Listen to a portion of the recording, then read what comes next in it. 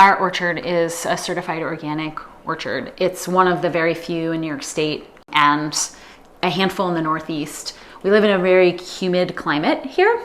And so it's sort of the conventional wisdom is that it's almost impossible to grow apples organically in the Northeast.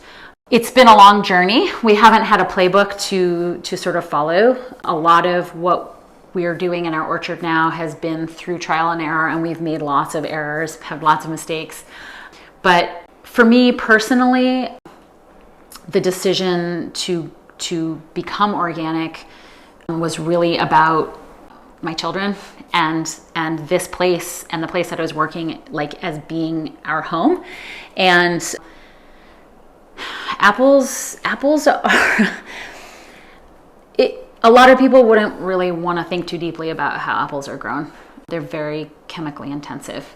Now, that said, one of the things that has really evolved for me in this 20-year process of growing apples and making cider is this realization that the way that you think about apples and growing apples as a dessert fruit grower, which is how I got into growing apples in the first place, and which is what all of like the research and all of like the mindset about, the horticulture that you're doing, the spray program that you're following is geared towards.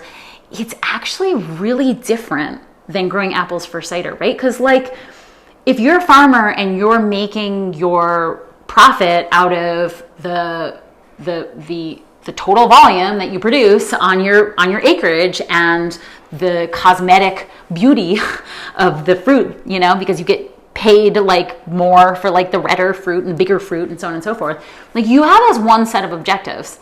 And to me, I don't think that those objectives are necessarily compatible with growing apples that make the highest quality juice for fermentation. And one of the things that we've really come to believe is that an organic system is sort of harmonious with those goals.